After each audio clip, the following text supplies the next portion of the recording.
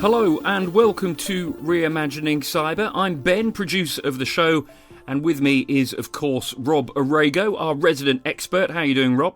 Good, Ben. How are you? Not bad at all. Now, if you are a Reimagining Cyber completist, you'll know that in recent episodes we've been talking to Eric O'Neill. He's the cybersecurity expert who worked in FBI counterintelligence. And also Tiffany Snyder, the Deputy Chief of Cybersecurity Integration at NASA. And a recurring theme has been that of ICS, or Industrial Control Systems, and the operational technology type of cybersecurity. And that is the inspiration for today's episode. So, Rob, over to you. It's just one of those areas where I see potential for obviously major type of incident occurring. And so I was looking into it a little bit further, and I thought there was some kind of elements that should be shared with the audience, just talking about the topic at a high level, right?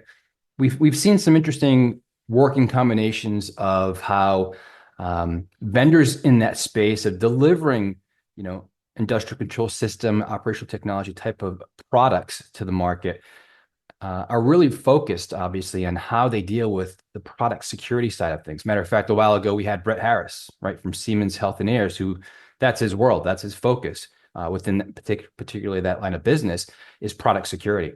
And you're seeing that evolve, which is great, but it's, still very, very concerning. So there's things that go back several years ago with, even the WannaCry ransomware attack that was exploited through the Eternal Blue vulnerabilities. There was NotPetya, another malware attack, again, similar through an exploit with Eternal Blue.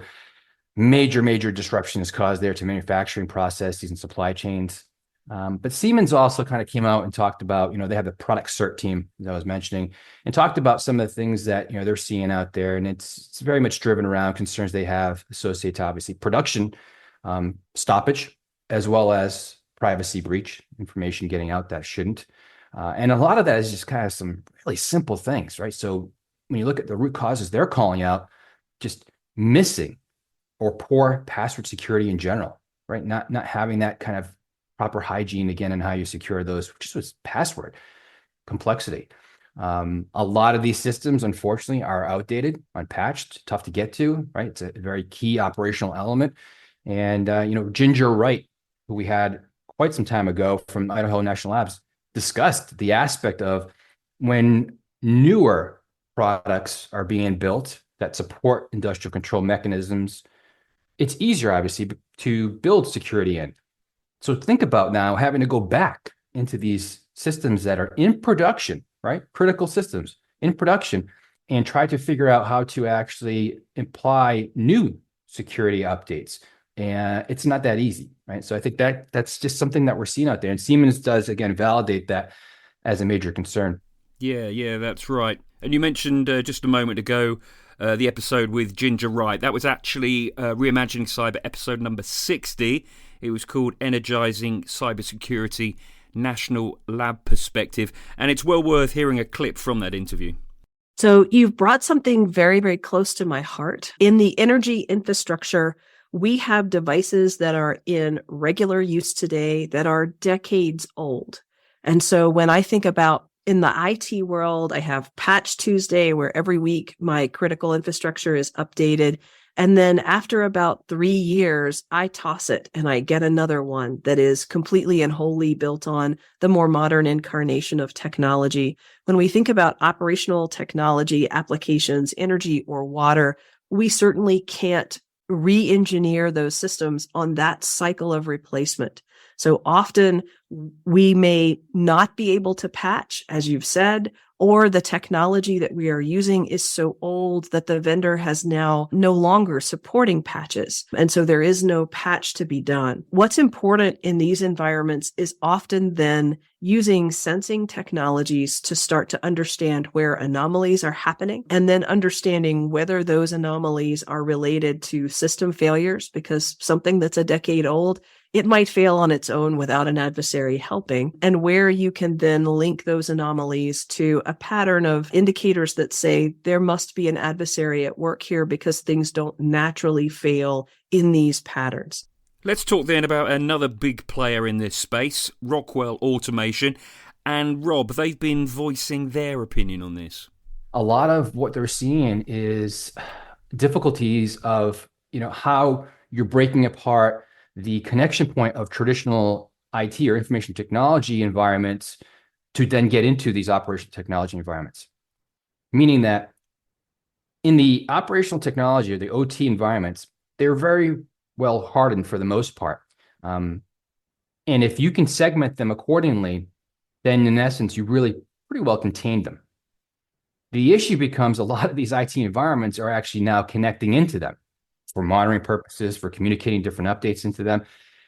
And it becomes a bit of a launching pad into, again, being able to get in and exploit those systems. So just kind of some elements of information that I was coming across from some key players, right? Siemens, obviously, who again we've had on the podcast in the past, and Rockwell Automation. And the other thing that's very, very timely is at the end of October, SANS just released their updated 2024 State of ICS and OT Cybersecurity Survey. Rob, could you give us a bit of background? So this is over 500 global professionals focused within the critical infrastructure sectors such as energy, technology, and in governments as well. And so some key takeaways that came out of that new report, you are seeing quite a bit of cloud adoption, which is a bit surprising, but it's moving relatively quickly. So there's a major uptick just in the past year of close to 40% of the population surveyed, again, last year to this year, has already shifted to cloud environments, which again is pretty surprising for these, ICS and OT types of infrastructural systems out there. The other thing that they're seeing is obviously the workforce, the understanding and education as it relates to specifically, again, the industrial control environments and cybersecurity of those environments. They're having issues there because a lot of people are trying to apply traditional IT security, information security principles that don't always resonate, don't always actually align accordingly. And in some cases I called out before, again, from Siemens and Rockwell calling out that the connection point between IT and OT environments becomes a weak link. And so again, this is part of that educational process that was discussed and called out in the survey. A few other points that they discussed is associated to incident response plans.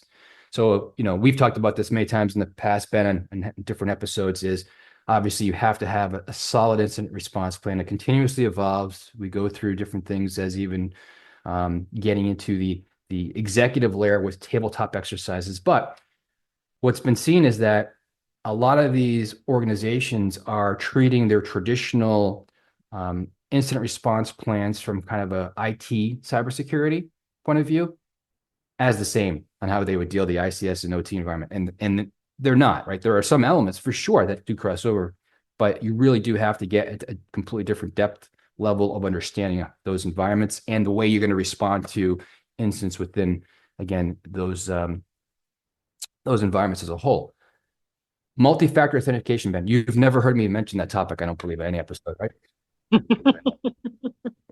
25% of that, 500 plus audience said that they are absolutely using multi-factor authentication for remote access into these industrial sites. So rewind. Sorry, how many? 75%. 75. I don't know. Do you think that's high? Do you think that's low? No, I think it's low. Well, exactly. I thought this isn't a new thing. It just goes back to the point of why aren't people using this simple thing? And you just called it out. Like, hey, I've heard this time and time again. It's like the easy button. Just please put it in place. And you're right, 75%. Come on, we can do better. So excellent call out. Another area would be around AI adoption. I guess let me ask you this, Ben. What percentage do you think of, again, 500 or so professionals globally in this space are actually starting to adopt AI? Oh, Rob. Is this going do I get a second guess, higher or lower? Let's say, I don't know, that's 50%. Wow, look at you, way off the chart there, 10%.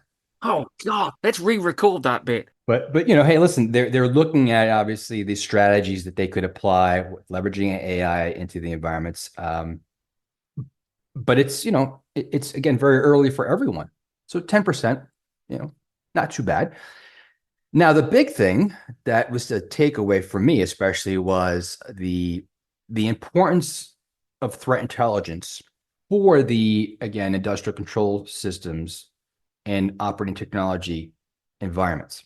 So again, two different traditional things. But the key here is that marrying that type of threat intelligence that, again, focuses typically on the ICS OT environment with the actual IT threat intelligence has driven tremendous opportunity, tremendous visibility, and maturation of better identifying security incidents that are occurring.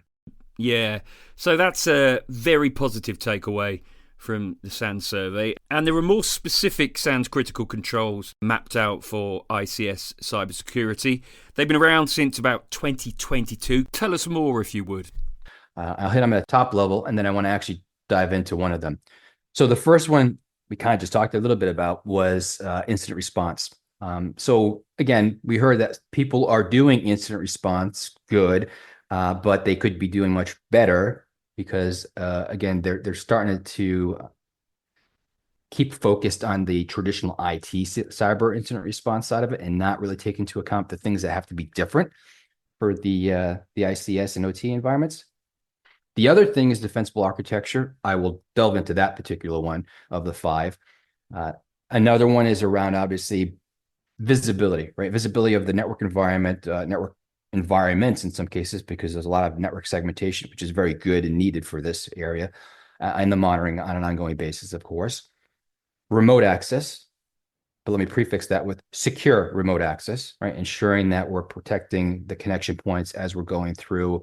An example I talked about earlier, where it's IT environment now leaping into the OT environment and back and forth as well. And then obviously risk-based vulnerability management, right? So that prioritization of the specific vulnerabilities associated to the operational impact on the different types of OT and ICS infrastructure that's out there. So as I mentioned, Ben, the one I wanted to delve into is around defensible architecture, and it's important from the aspect of a lot of the things that we typically discuss on the podcast. And it really starts with, and I just kind of alluded to a little bit, network protection and network protection boundaries, if you will. So again, being able to do proper segmentation of these different systems, ensuring for sure proper segmentation and security access, again, from the IT side over to the OT side, as an example. Simple thing like the right hardening configuration put in place, with the security controls embedded into, again, the configuration of that particular OT infrastructure, critically important. There's a lot of good kind of guiding principles and the things that you should do out there. But again, it's not just that, it's also keeping up to date and ensuring that, again, that those systems are properly being protected and hardened. The other piece ties into software security. So think about it, we are writing obviously code and code updates to these environments, and ensuring, again, that they are properly protected from the software security layer so that there's no security vulnerabilities that someone can obviously take advantage of and exploit to get back into the environment. So going through that principle of reviewing the code, understand what security defects may be in place, resolving them, proper validation, kind of that ongoing cycle is part of the equation there. The security of the data, as well as the integrity and availability of the data. So if you think about that, again, there's sensitive data, obviously, that sits out in those environments. Siemens called it out as an example of one of the top concerns is, again, around privacy of the data that's within those environments. So ensuring that really you have proper visibility, understanding of what you would deem as sensitive information or sensitive data inside of those particular ICS environments, and applying the right encryption schemes, tokenization schemes to those sensitive data elements, so that they're properly protected. And again, the availability side of it as well comes into play. We discussed access controls, and you can look at it that from proper access and authentication of the individuals, the applications that are interfacing with these systems. And then the other pieces kind of rounding it out are around, obviously, the workforce side of things, right? So that comes into cybersecurity awareness training and ensuring that there really is a distinction and understanding of what's different in how you deal with, again, the IT side of cybersecurity to the OT side. And then the last piece, which is extremely, extremely critical, is supply chain risk. And I talked that back to the beginning of things like NotPetya as a major malware impact of operational supply chain risk that was inserted and caused major issues again through many manufacturing facilities, as an example of why this is just such an important topic to consider. So a lot to kind of unpack there, Ben. I think it's a good survey, just an area that we're going to see, I think, a heck of a lot more focus on. And again, from my perspective, I think there could be something in the not too distant future that's going to be a real eye opener within this space of critical infrastructure specifically. Yeah, it's what you've been saying consistently. Something big and bad could well be on the way. Rob, thank you so much. Thanks, Ben. Always a pleasure. If you are interested in this space, then reading through the report is an absolute must. We're going to leave a link to it in the show notes and also point you towards the previous episodes that Rob has mentioned. So have a listen and follow and subscribe to the show whilst you're there. Thank you so much for listening, and goodbye.